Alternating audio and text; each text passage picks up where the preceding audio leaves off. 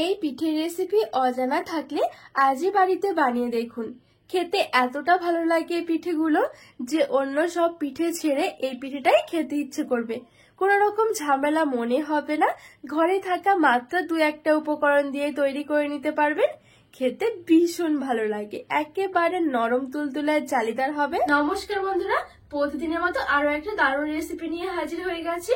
আজকে আমি আপনাদেরকে ভীষণ মজার গুড়রাজ পিঠে তৈরি করে দেখাবো।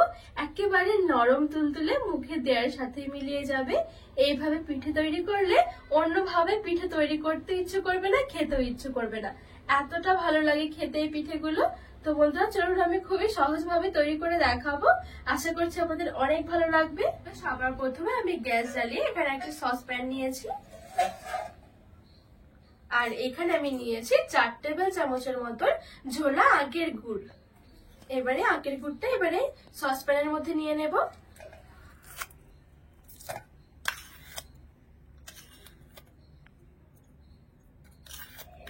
সাথে দিয়ে দিচ্ছি হাফ বাটি মতন জল। গুড়টা আমি একটু গলিয়ে নেব।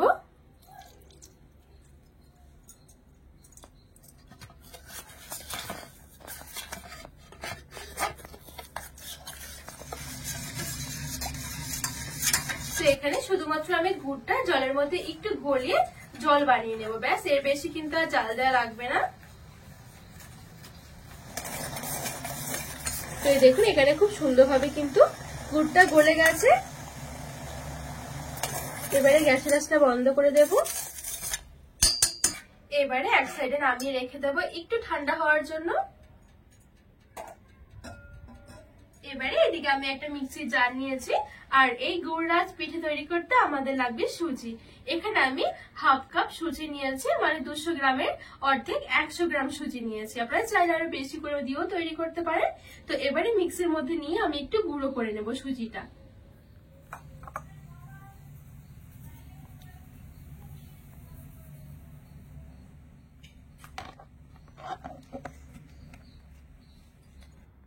তো এখানে আমি খুব সুন্দর করে সুজিটা একটু মিক্সির মধ্যে ঘুরিয়ে গুঁড়ো করে নিয়েছি। খুব বেশি একেবারে কিন্তু পাউডার হবে না, একটু দানা দানা ভাব থাকবে। তো এবারে এদিকে একটা বাটির মধ্যে আমি নিয়ে নেব। এবারে একদম সামান্য একটু দিয়ে দিচ্ছি লবণ। আর এদিকে যে আমি গুড়ের জলটা রেডি করে রেখেছিলাম, এই গুড়ের জলটা অল্প অল্প করে দিয়ে একটা ব্যাটার তৈরি করে নেব।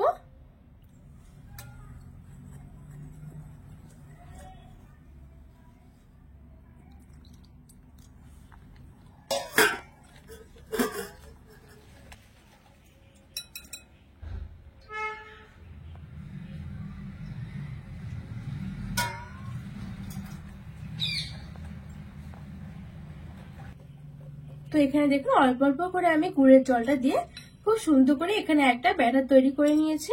খুব বেশি কিন্তু পাতলা করা যাবে না, একটু ঘন রাখতে হবে। এবারে ঢাকা চাপা দিয়ে আমি 5 মিনিটের জন্য একটু রেস্টে রেখে দেব। তো এখানে আমি 5 মিনিটের মতন রেস্টে রেখে দিয়েছিলাম। আর এখন দেখুন সুজিটা কিন্তু অনেকটাই ফুলে গেছে। দিয়ে দিচ্ছি হাফ টেবিল চামচ বেকিং পাউডার, আর দিয়ে দিচ্ছি হাফ টেবিল চামচ বেকিং সোডা। তো এইবারে সবকিছু ভালো করে মিশিয়ে নেব।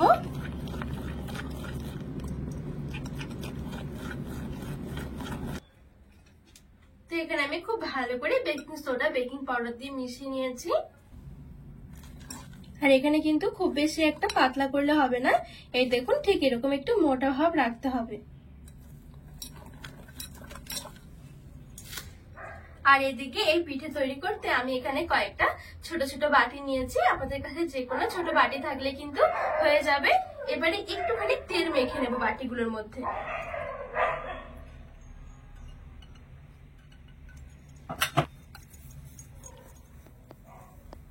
তো সব বাটির মধ্যে খুব ভালো করে তেলটা আমি মেখে নিয়েছি। এবারে আমি এখানে এক হাতা করে নিয়ে নিচ্ছি। এইবারে তেল মেখে রাখা সেই বাটিগুলোর মধ্যে নিয়ে নেব। আর এখানে কিন্তু পুরো ভর্তি করে নেওয়া যাবে না, একদমই সামান্য করে দিতে হবে, তার কারণ ফুলে কিন্তু আবার একটু উপরের দিকে উঠে যাবে। তো আমি একদম অর্ধেকের অর্ধেক করে দিচ্ছি, মানে এক বাটি 3 ভাগের 1 ভাগ মতন আমি এই ব্যাটারটা নিয়ে নেব।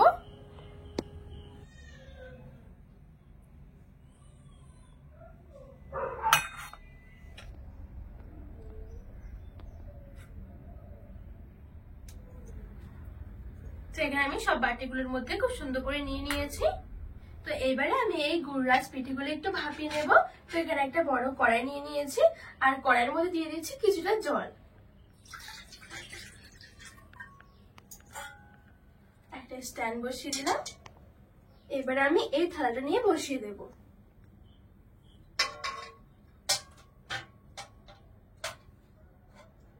এবারে ঢাকা চাপা দিয়ে আমি 6 থেকে 7 মিনিটের জন্য রেখে দেব মিডিয়াম আঁচে। তো এখানে আমি এই পিঠেগুলো 5 মিনিটের মতন ভাপিয়ে নিয়েছি। এবারে দেখে নেব কেমন হয়েছে। এই দেখুন পিঠেগুলো কত সুন্দরভাবে হয়ে গেছে।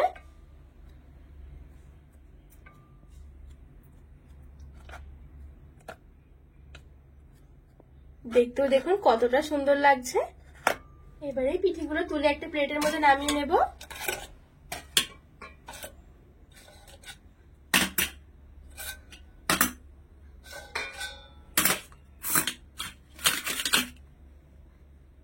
এবারে আমি গ্যাস জ্বালিয়ে একটা সসপ্যান বসিয়ে দিয়েছি, আর সসপ্যানের মধ্যে নিয়ে নেব আমি 1 কাপ লিকুইড দুধ। আর এই দুধটা না আমি আগে থেকে জাল করে একটু ঘন করে নিয়েছিলাম, তো খুব বেশি লাগবে না, 1 কাপ নিলে হয়ে যাবে।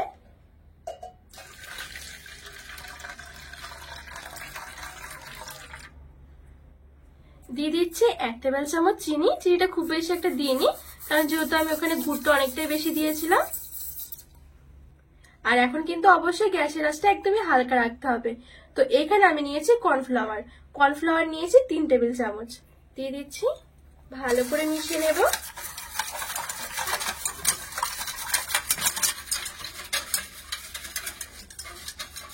তো খুব ভালো করে আমি কর্নফ্লাওয়ার দিয়ে মিশিয়ে নিয়েছি। এবারে গ্যাসের আঁচটা মিডিয়ামে রেখে সমানে নেড়েচেড়ে একটু ঘন হওয়া পর্যন্ত অপেক্ষা করব।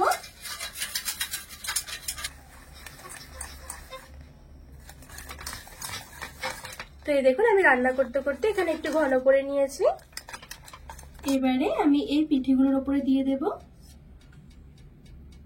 অবশ্যই কিন্তু এই কাজটা একটু গরম গরম করতে হবে।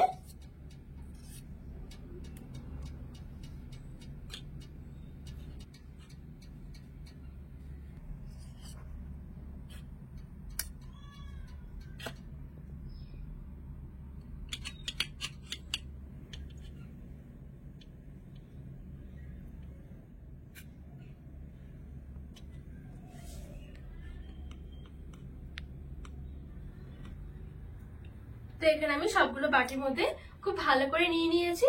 এই কাজটা একটু তাড়াতাড়ি করে করতে হবে, যেহেতু কর্নফ্লাওয়ার খুব তাড়াতাড়ি করে কিন্তু জমে যায়। এবার আমি ভালো করে একটু ঠান্ডা করে নেব। মোটামুটি 10 থেকে 15 মিনিটের জন্য এভাবে ছেড়ে দেবো। তারপরে এই বাটিগুলো থেকে বের করবো। গরম অবস্থাতে কিন্তু বের করলে ভেঙে যাবে।